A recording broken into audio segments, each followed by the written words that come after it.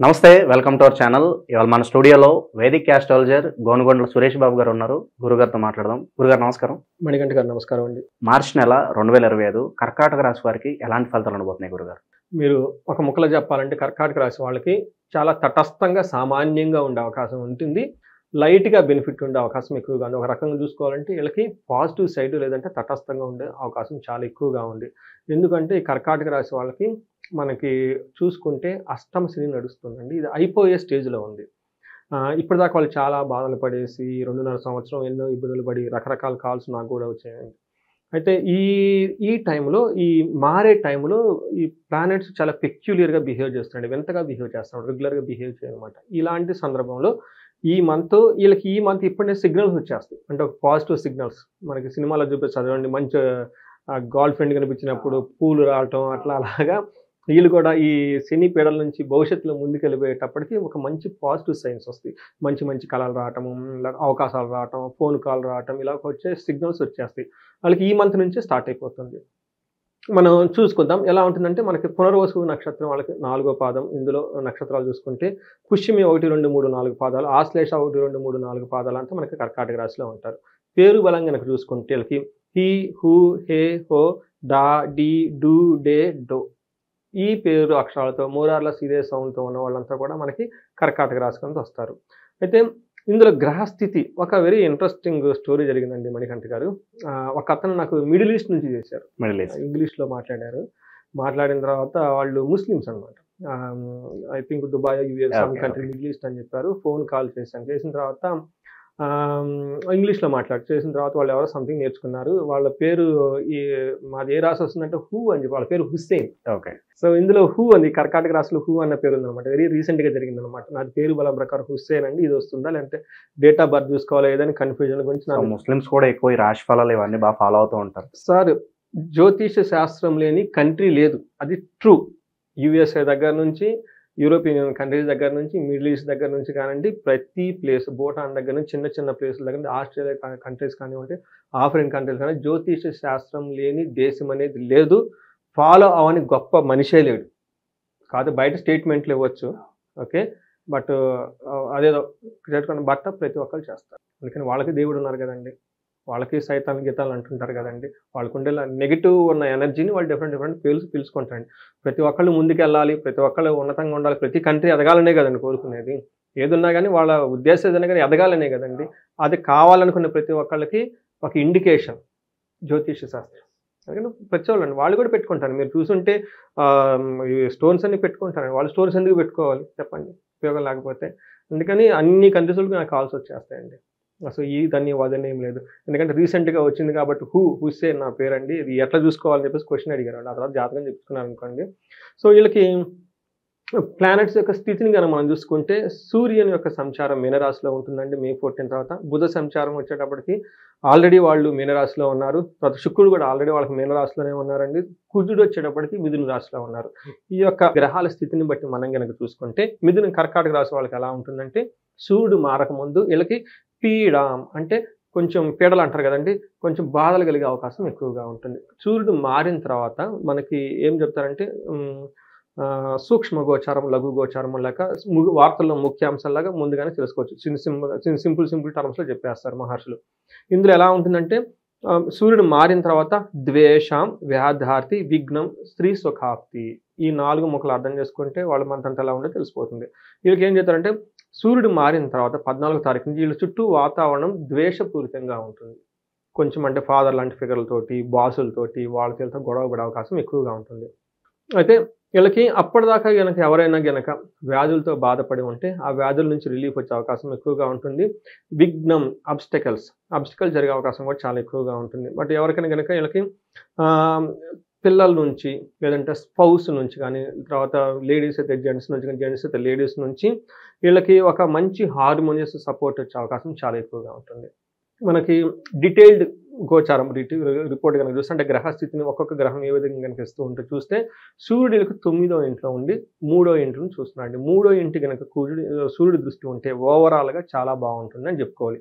అంటే సూర్యుడు వీళ్ళకి మంచి ఇస్తున్నాడు, చెడు ఇస్తున్నాడు, మంచి చాలా బాగా ఇస్తున్నారు, చెడు కూడా కొంచెం లైట్గా ఇబ్బంది పెట్టే విధంగా ఉంది. ఒక రకం తటస్థంగా ఉందని మనం చెప్పుకోవాలి. ఎలా ఉంటుంది మనకి సంస్కృతంలో మహర్షులు ఏం చెప్పారంటే నిందాపరాధ కలహం నిర్దోషచ్చ ధనక్షయా పుణ్యలాభార్థ నాశచ్చ విచారో నవమస్తే రవో అని చెప్తారంట. అంటే 9వ ఇంట్లో కనుక సూర్యుడు ఉంటే ఏం జరుగుతుంది? ఈ గ్రంథం వచ్చినప్పుడు 4000-5000 సంవత్సరాల క్రితం రాసిందండి. మనం చూడండి ఎంత జీనియస్గా అప్పుడు రాసింది, ఇప్పుడు కాదు, ఇంకో 10,000 సంవత్సరాల క్రితం కూడా ఇదే ఉంటుంది, స్థిరంగా ఉంటుంది అది. ఉంటుందండి, ఇది మారదండి. సో వీళ్ళకి ఏం చెప్తారంటే నిందాపరాధము అంటే ఏంటంటే మీరు చాలా మంచిగా ఉంటారు, వీళ్ళు పాపం ఆల్రెడీ కర్కాటక రాశి వాళ్ళకి ఇలాంటివన్నీ పడుతూ ఉంటారు అనమాట. వాళ్ళకి వాళ్ళ తప్పు లేకపోయినా కానీ వీళ్ళ మీద నింద వచ్చిందంట. నిందాపరాధ కలహం, గొడవ వద్దంట. నిర్దోషచ్చ, వీళ్ళ దగ్గర దోషమే లేదు, అయినా కానీ దోషం ఉన్నట్టు జనాలు అంటూ ఉంటారు అనమాట. అంటే ధనక్షయం, ధనం కోల్పోతూ ఉంటారు. పుణ్య లాభార్థచ్చ నాశనచ్చ, మంచి ఉద్దేశంతో కనుక ఏదైనా పని చేస్తే ఆ రిజల్ట్ కూడా రాదు వీళ్ళకి. అందుకని ఈ విధంగా ఉండి నానా విధంగా ఇబ్బందులు పడే అవకాశం ఎక్కువగా ఉంటుంది. కానీ ఓవరాల్గా మంచి కూడా సూర్యుడు చేస్తారు. ఈ ప్రభావం వీళ్ళకి చాలా మైల్డ్గా ఉంటుంది, ఎక్కువ బాధపడిన అవసరం లేదు, ఎక్కువ ఎక్కడెక్కడ జరుగుతుంది, లైట్గా జరిగే అవకాశం ఎక్కువగా ఉంటుంది. నేను అదే బిగినింగ్లో చెప్పాను, వీళ్ళకి ఇబ్బందితో పాటు ఒక శుభ సూచికలు కూడా వీళ్ళకి వచ్చే అవకాశం ఎక్కువగా ఉంటుంది. మనకి కుజుడు కనుక చూస్తే కుజుడు కూడా వీళ్ళకి మిక్స్డ్ రిజల్ట్. అంటే కొంచెం ఇబ్బంది పెడుతున్నాడు, కొంచెం చక్కగా ఉండరు. బట్ ఫస్ట్ వీళ్ళకి 3వ ఇంట్లో దృష్టి ఉండటం వల్ల వీళ్ళకి ఏ పని చేసినా సక్సెస్ వస్తుంది, మనీ ప్రకారంగా కలిసి వస్తుంది.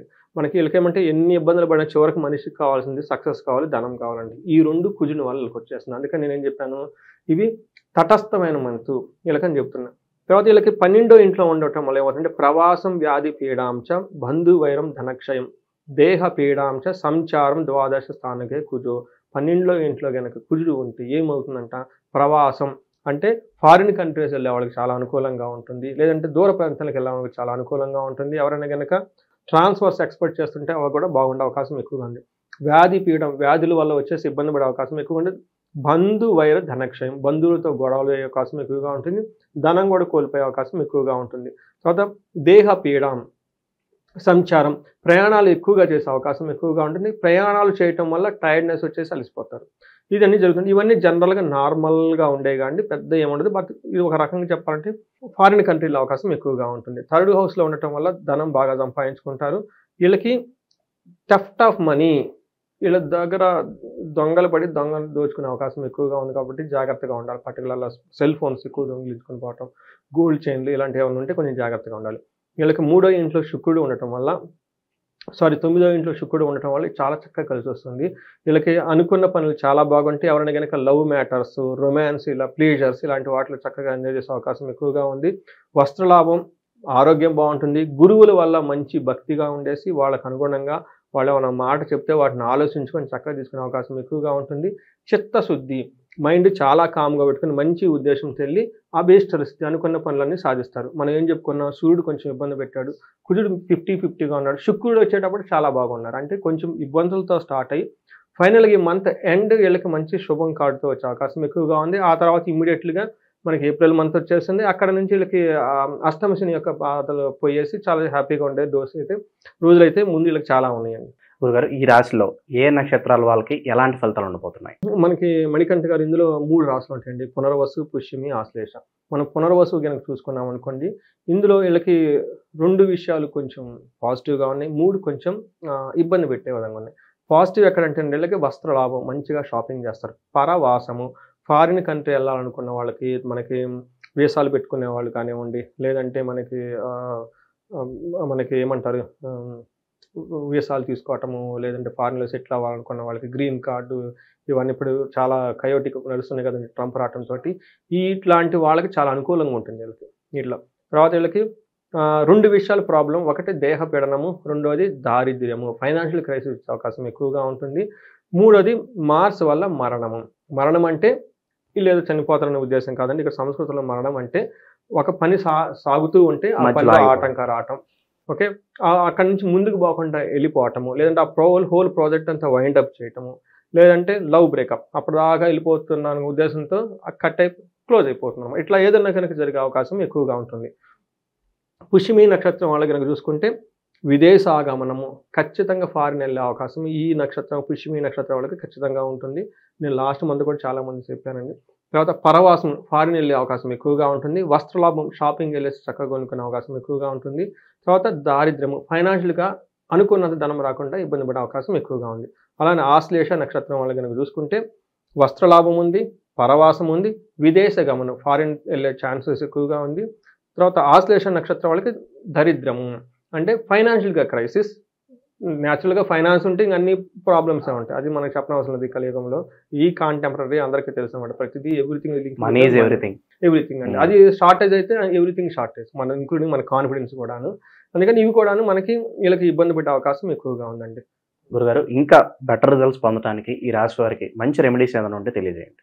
సో రెమెడీస్ అంటే వీళ్ళకి ఫస్ట్ ఆశ్లేష నక్షత్రం వాళ్ళకి పశునాశనం, ధననాశనం, గాయం అయ్యే అవకాశం ఎక్కువగా ఉంది. ఇది కూడా గురువు వల్ల అయ్యే అవకాశం ఎక్కువగా ఉందండి. గురువు జనరల్గా శుభం ఇస్తారు, కానీ ఈసారి వీళ్ళకి గురువు వల్ల, కుజుడు వల్ల, శివుడు వల్ల లత్తా ఉంది. ఈ ఆశ్లేష నక్షత్రం వాళ్ళకి 3 లత్తలు ఉన్నాయండి. ఇది very technical, complicate, most of the people తెలగపోవచ్చు.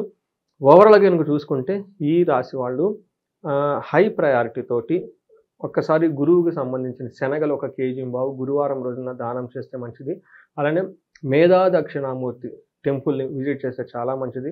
Kotappakonda మనకి గుంటూరు దగ్గర ఉంటుందండి, అక్కడ మేధా దక్షిణామూర్తి టెంపుల్ అండి. అలా గురువారం బృహస్పతికి ఒక పూజ చేస్తారు, హోమం సామూహికంగా. చాలా తక్కువ ఉంటుందండి ఫీజు. అది కనుక మీరు చేయించుకుంటే ఈ గురువు నుంచి వచ్చే లత్తలు, గురువుల నుంచి వచ్చే ప్రాబ్లమ్స్ అన్నీ పోతాయండి.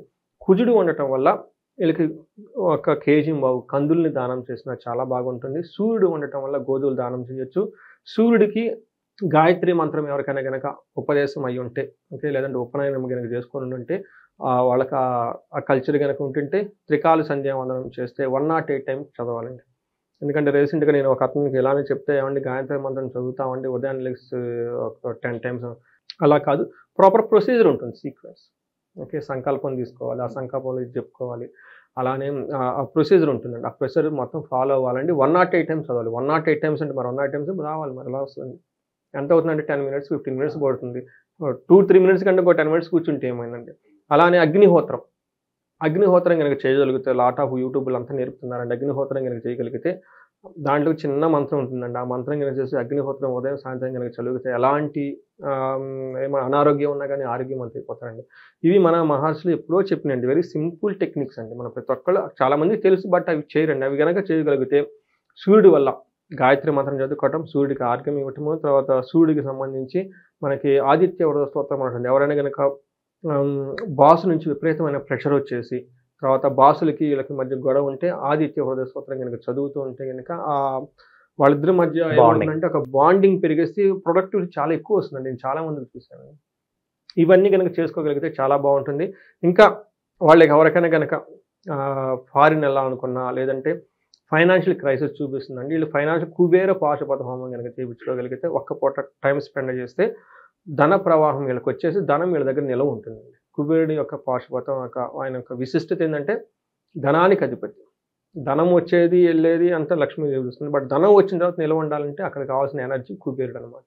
ఈ కుబేరు పాశుపత హోమం కనుక, లేదంటే అభిషేకం కనుక ప్రదోష కాలంలో అమావాస్య రోజు కానీ చేయించుకుంటే, శుక్రవారం అమావాస్య కలిపి చేయించుకుంటే ఇంకా మంచిదండి. ఇది కనుక చేయించుకుంటే వాళ్ళకి ధన ప్రవాహం వాళ్ళ ఇంట్లో ఆగిపోతుంది. మార్చి నెలలో కర్కాటక రాశి వారికి ఎలాంటి ఫలితాలు ఉంటాయి, ఎలాంటి రెమెడీస్ చేసుకోవాలి, చాలా అద్భుతంగా వివరించారు. ధన్యవాదాలు గురుగారు. ధన్యవాదాలు.